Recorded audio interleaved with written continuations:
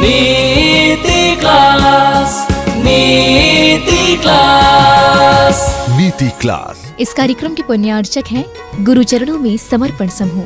राशि जैन ज्योतिष नौकरी, वैवाहिक, व्यापारिक एवं पारिवारिक समस्या पर जैन ज्योतिष द्वारा एकमात्र समाधान। संपर्क करें 9999600073 www.jainjyotishrashi.com। या हम सभी अपने जीवन में सुख और गुणों की अभिवृद्धि के लिए नीति के विषयों का श्रवण कर रहे हैं। नीति हमको सन्मार्ग सिखाती है कि अपने निमित्त से, अपने नियोग से किसी को दुख ना मिले। इसका नाम नीति है कि अपना सुख बढ़े हर दिन, लेकिन किसी के दुख में वृद्धि ना हो। इसका नाम नीति। और अपने को सुख मिले, दूसरे को दुख मिले, सुख मिले, इससे हमें क्या करना? ये राजनीति, कूटनीति। और अपन को सुख मिले और दूसरे को निश्चित दुख मिले, इसका नाम है षड्यंत्र। जिन आगम कहता है कि नीति परक जीवन जियो, मन से, वचन से, काय से, अपने नियोग से किसी को दुख नहीं मिलना चाहिए। अगर अपना अभिप्राय दुख देने का नहीं है तो अच्छी बात है, और अपना अभिप्राय अगर दुख देने का है तो आपको भी दुख ही मिलेगा। आज की नीति कह रही है कि अपन काम कैसे करें, काम कैसे करें। तो कह रहे हैं कि जिंदगी में चाहे जो हासिल कर लो, जिंदगी में चाहे जो हासिल कर लो, बस ख्याल इतना रखना कि आपकी मंजिल का रास्ता कभी किसी के दिल को तोड़ करके ना निकले। आपको बड़ी ऊंचाइयां पाना है, पालो, लेकिन आप किसी को नीचा दिखा के अथवा किसी और को गिरा करके ऊंचा मत उठना। अगर आप किसी को गिरा के उठे हो तो आप उठे नहीं, आप भी गिरे हो। लग सकता है कि उठे हो, लेकिन गिरे हो। अगर आपने किसी को हानि पहुंचा करके स्वयं लाभ किया है तो आपने कोई लाभ नहीं किया। ऐसे सेल्फिश लोग हैं जो दूसरों का नहीं सोचते, वो सेल्फिश है। लेकिन जो दूसरों का ही सोचते रहते वो मूर्ख है। अपना लाभ सोचो, लेकिन दूसरे की उस लाभ में हानि ना हो। अपन कई बार चलते हैं ना, तो सबको लगता है कि ऐसा होना चाहिए और वैसा होना चाहिए। आपका सोचना अच्छा है, लेकिन जो गद्दी पर होता है ना, उसको कुछ और दिखता है। अभी मैं यहां हूं और मैं भी यहां बैठता तो और दूर का दिखता, मैं और ऊपर जाके छत पर बैठ जाऊं तो और दूर का दिखेगा। इसलिए जो आचार्य परमेष्ठी होते हैं वो और दूरदर्शी होते हैं। जिंदगी में आप ऊंचाइयां हासिल करना ये अच्छी बात है, लेकिन किसी का दिल तोड़ के वो रास्ता ना निकले। क्योंकि अगर आपने किसी को दुख दिया है और सुख लिया है तो आपको जीवन में बहुत बड़ा दुख मिलेगा। एक तो कर्म का, एक दूसरा उसकी हाय का। उसकी हाय भी लगेगी। बोलते ना बद्दुआ लग गई, बद्दुआ भी लगेगी। अगर किसी को दुख दिया है तो बद्दुआ भी लगेगी।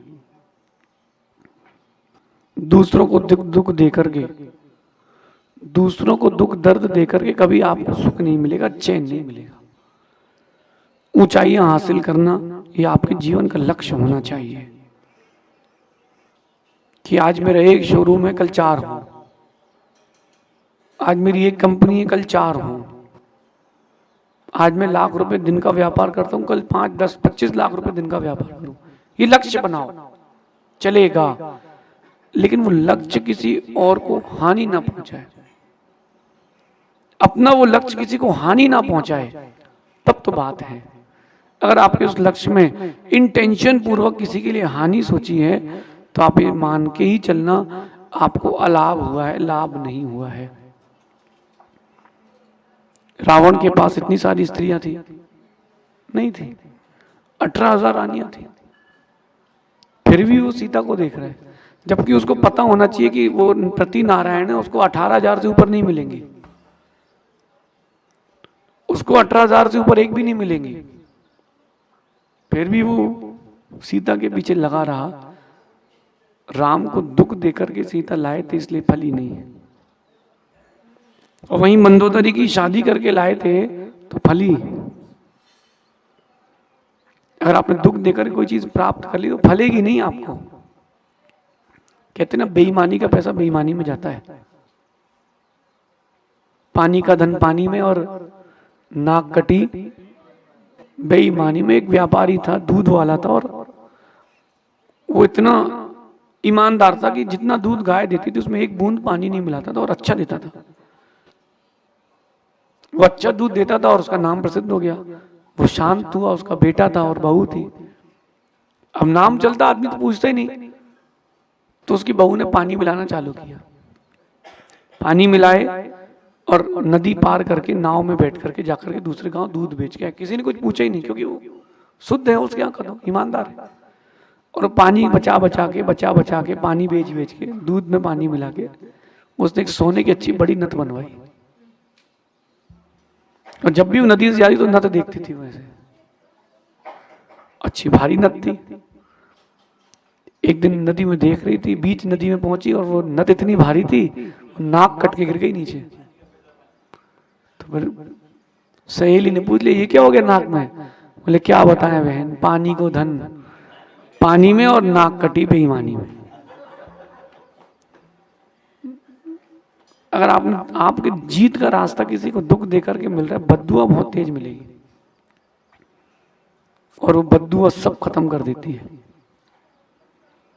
अगर आप सही हैं और कोई ईर्ष्या कर रहा है तो आपको कोई कुछ नहीं बिगाड़ पाएगा। लेकिन अगर आप गलत हैं, कोई आपके बारे में अगर बद्दुआ दे रहा है, बहुत तेज लगेगी। किसी को